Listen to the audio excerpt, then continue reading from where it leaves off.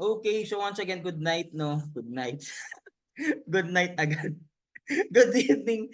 Good evening, no, sa lahat na nandito. And if you're watching this for replay, and we'll talk about and discuss about risk management 101. Okay, so basically, no, itong risk management, this is one of the most important thing na kailangan mo na ma-master at maging habit mo, no, kapag ikaw ay nagte-trade. Why? Kasi kahit gaano ka pa galing mag-technical analysis, kahit gaano ka pa kagaling na mag-trade, pero if you don't have your risk management, wala rin. Losses then in the end of the day. Okay? Now, most of us nawawalan ng control, no, kapag nagte-trade. So, ano ba yung mga factors na mga factors na nangyayari kapag nagte-trade ka? Okay? Number one dito guys is yung emotion. Okay? So, kapag ang emotion mo let's say, halo-halo na to. No, mainit yung ulo mo, wala ka sa mood, yung kakagising mo lang, wala ka sa status na kung saan naka-mode ka talaga na mag-trade, most probably hindi magiging maganda yung trading decisions mo. Okay, importante kasi yung trading decision kung ano yung magiging entry mo. Even nagpa-follow ka lang ng signals right now, kung wala kang hindi tama yung emotions mo, okay? Matatalo lahat ng mga bagay na na-encounter mo that time. Meaning to say, parang ganito kasimple yan. Kahit gano'n pa kasi kaganda yung signal dyan, okay? Tapos finalo mo yung signal, ang nangyari, okay, finalo mo naman, tumama naman yung signal. Gumamit ka rin naman ng tamang lot size. Okay, now, ang mangyayari dyan, kapag wala ka sa tamang emotions mo, pagdating ng TP, okay, let's say naka-TP ka na, nag-close na yung trade, most likely, kung wala kang risk management at hindi naka-align yung emotion mo, mag-entry ka pa. Kasi papasok dyan ngayon yung pagka-greedy. Papasok ngayon dyan yung gusto mo na kumita ka pa ng mas malaki. Kasi na-experience mo eh.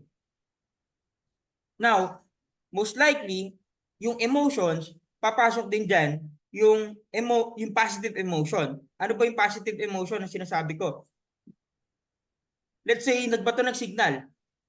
Tapos yung nagbato ng signal, alam mo sa sarili mo na mataas yung win rate. 'Di ba? Kasi na-experience mo na nung finalo mo yung signal na yun, talaga nag-take profit, talaga pumaldo. Now, kung positive naman yung emotion mo, masaya ka, excited ka na mag-trade, na pasukan yung trade, ang mangyayari dyan, dadamihan mo naman yung entry. At lalakihan mo naman yung lot size. Kasi bakit? Kasi may saya, may joy, may excitement. Who's masama ba yun pag magte-trade? Okay, inilulugar. Ano dapat ang emotion kapag magte-trade ka? Kailangan, before ka humarap sa chart at mag-place ng entry, kailangan naka-neutral yung emotion mo. Kailangan yung feelings mo is nasa mediate lang na level. Bakit? Kasi kung hindi ka magkakaroon ng neutral na emotion, ang mangyayari dyan, mawawala ka doon sa trading strategy mo, trading plan mo. Okay, ano ba yung trading plan mo ngayon? Meron ka ba na target profit lang? Meron ka ba na sinusunod na trading plan na kapag umabot ka ng ganitong profit, stop ka na. Pag nag-loss ka ng ganito, stop ka na. Importante yan. Okay? The more na ginugusto mo na bumawi, the more ka na masusunugan. For the record, nag-deposit ako ng 20,000 pesos na ubos in less than 1 minute. Oh, no. Hindi pa 1 minute yon, in less than 10 seconds. Ah! Okay? So, anong ginawa ko? Actually, hindi, ano yun, sobrang tagal naman na nun. Revenge trading yung ginawa ko. Okay? That's second. Okay? Wag ka magre-revenge trades. Okay?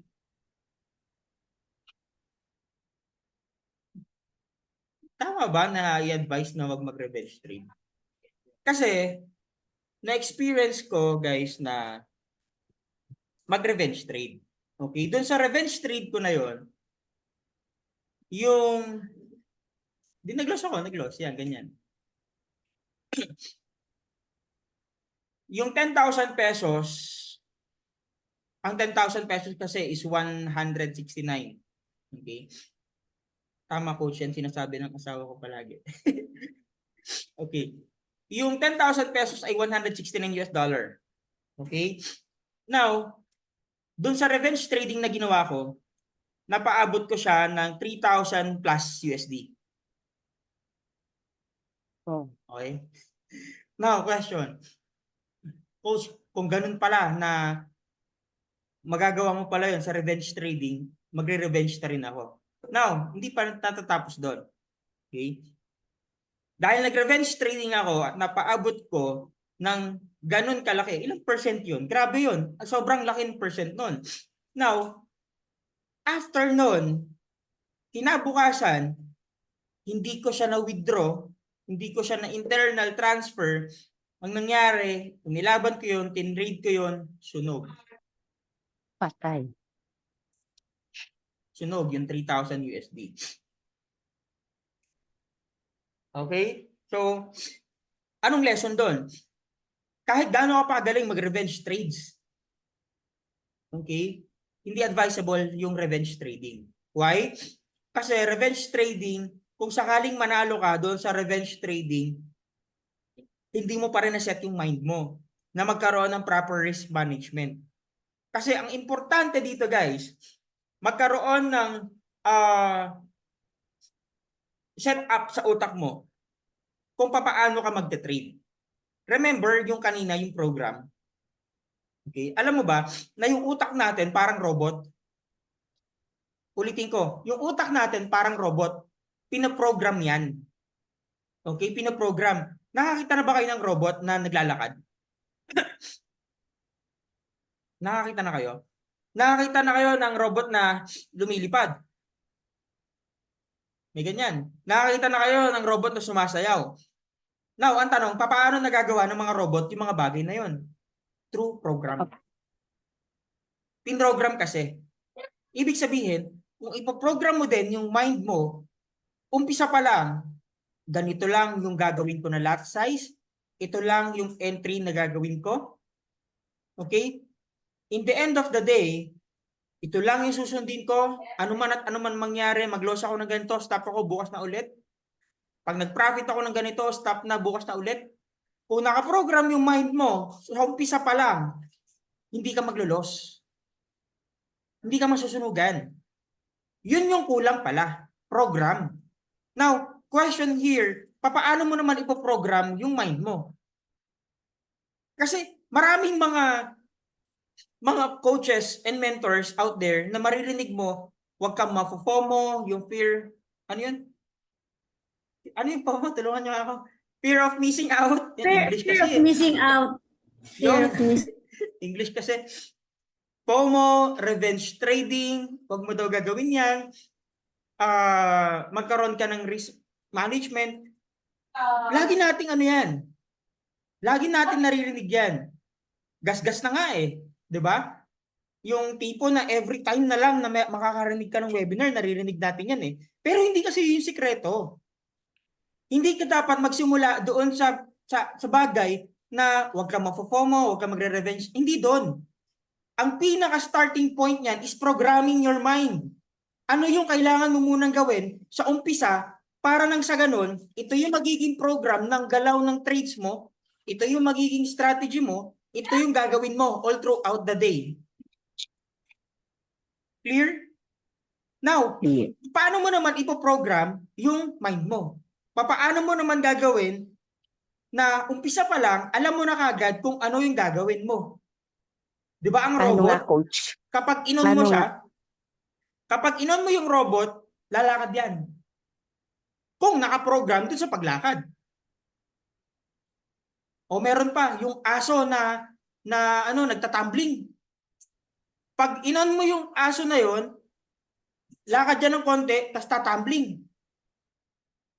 Ibig sabihin pala, meron palang kailangang i-on dyan sa utak mo para ma-activate yung program. Now, ang tanong, sino at paano mo ma-activate yung switch button na yon? Anong kailangan para ma-activate yung button na yon? Kasi nandun yung program eh. Yun yung way kung paano ka ngayon magkakaroon ng programa doon sa trading journey mo. Now, ganito kasimple. Yung program, ako yung magagawa ng program. Okay? Ako yung magagawa ng program. Bakit ako? Bakit hindi kayo? Kasi coach, Okay? na-experience mo na siya. Tama. You've been there. Tama. Ano yan eh? Kumbaga sa doktor, specialty niya yan. Diba? O ako, specialty ko yan. Bakit? Ang laki na nasunod ko eh. Hanggang sa natuto ko eh. Hanggang sa nagkaroon ako ng switch button. Teka, kailangan ko itong i-on at i-program yung sarili ko. Okay? Now, question. Ano ba yung mga bagay na ginawa ko? Ano ba yung mga bagay na sinimulan ko sa sarili ko? Para nang sa ganon, tuloy-tuloy na ma-program, okay? At hindi ko napapansin, nagagawa ko na palang habit.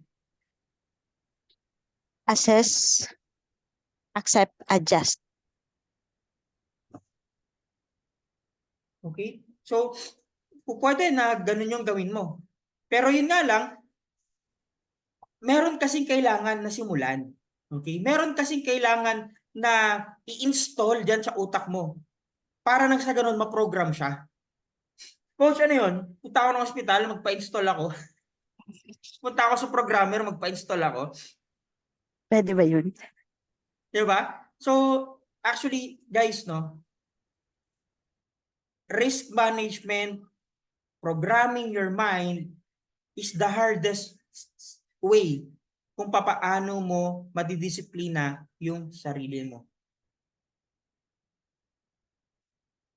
If and only if hindi ka willing na programahan yung sarili mo.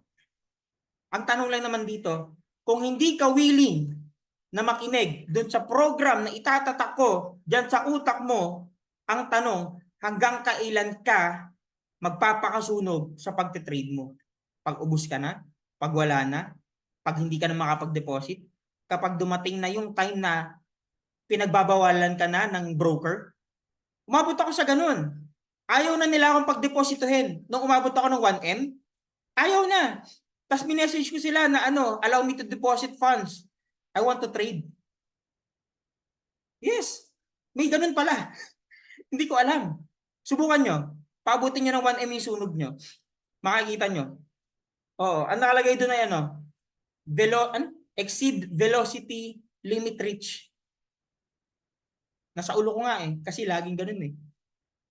Diba? So, ang kailangan lang pala dito guys, i-program at i-switch on yung button para ma-activate yung program na yon. Okay? Actually, we have a limited time lang to discuss this. Pero ito yung something na ituturo natin sa mga susunod na araw. Okay? Kung ano yung eksaktong program na kailangan mo para nang sa ganon, magkaroon ka ng malinaw na step by step at strategy kung ano yung gagawin mo sa pag-trade mo. Take note, pera mo yan. Take note, pinaghirapan mo yung dinedeposit mo dyan. So kung hindi mo i-activate yung button na to para ma-activate din yung program na yon na ibibigay ko, masasayang yung pinaghirapan mo. Masasayang yung pera na pinagte-trade mo. Kasi bakit? Kasi hindi mo siya pinaniwalaan. Hindi mo siya ginawa. Hindi mo siya in-apply. Okay? Gusto ko pa sana guys na gusto ko pa sana na i-discuss to ng tuloy-tuloy. Pero yun nga lang, kailangan natin na putol-putulin kasi kailangan mo muna magkaroon ngayon ng malinaw na path. Kailangan mo magkaroon ng malinaw na track kung ano at paano mo gagawin yung trading with risk management. Okay? Now, hindi mahaba tong Zoom natin na to kasi I have one-on-one meeting din, no? Coaching session. Pero this is the first step na kailangan mong gawin. Okay? Again, this is the first step na kailangan mong gawin kung gusto mo magkaroon ng proper risk management. Okay? Type ko dito.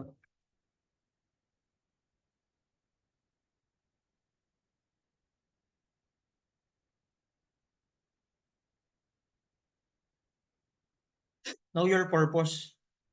Bakit ka mag-trade?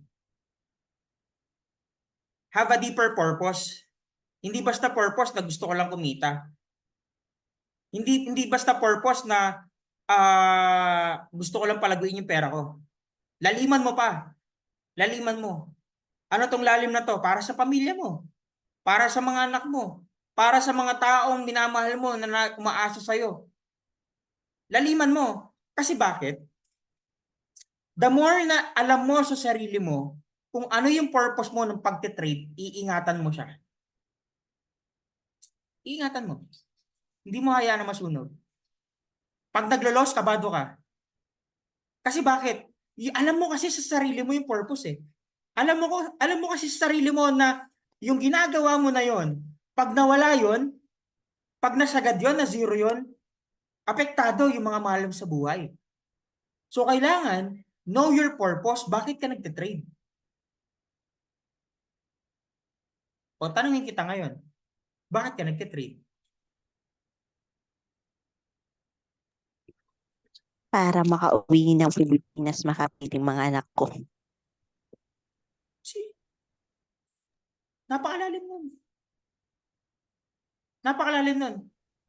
So, ibig sabihin pala, kung magkakaroon ka pala, number one, kung malalaman mo pala sa sarili mo kung ano yung purpose mo, doon na magre-reflect lahat ng bagay at mapoprogram na yung utak mo na kailangan mo ng risk management. Kasi alam mo yung purpose eh. Alam mo kung bakit ka nagtitrade. So yung sinasabi nila ng mga mentor dyan sa labas, sa mga coaches dyan, na huwag kang mapopomo, huwag kang magre-revenge trade, huwag mong lalakayan yung lahat. Lahat yan nakapaloob dun sa purpose. So ibig sabihin pala, nasa iyo pala mismo yung switch button, ikaw pala mismo yung mag-on.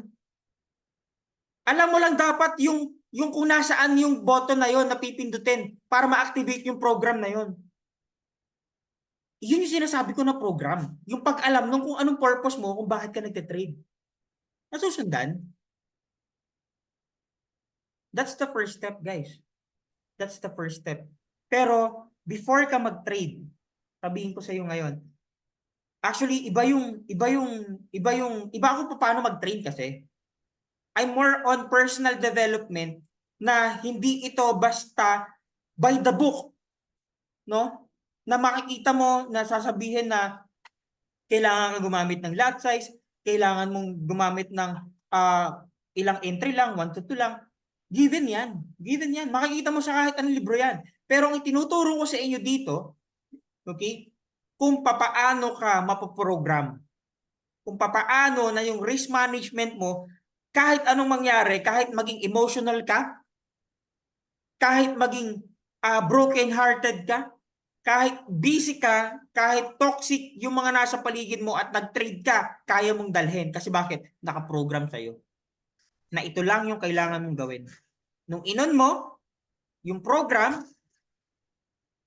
as is, kung ano yung program na naka-attach dyan sa utak mo, yun yung nagawa mo. Okay?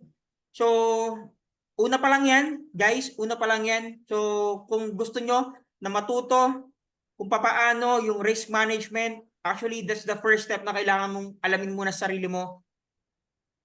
After this webinar, isipin mo. Ngayon pa lang, isipin mo.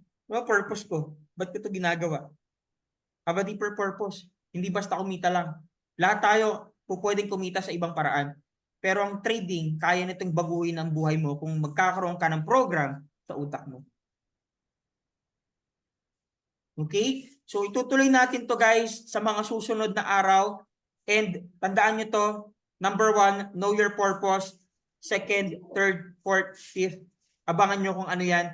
Hindi ito something na, alam mo yon, yung tuturo lang na magkaroon ng tamang lot size. Hindi. Hindi. Hindi. Magugulat kayo, once ito in-apply mo lahat, iba yung magiging action mo, iba yung magiging galaw mo. Wala kang pakialam kung hindi ka kung nagse-send na yung yung FOMO na tinatawag. Kasi ang FOMO, halimbawa, na-late ka ng basa ng signal, tapos na sila nag-send na ng profit, ikaw, magte-trade ka, papasukan mo, nag-reverse. Okay? Yun yung FOMO, fear of missing out. Okay? So, sa mga susunod na trainings natin, part 1 pa lang to, marami pang mga susunod na kabanata. So, hanggang dito na lang muna guys, magkita-kita tayo, i-announce ko kung kailan yung next natin na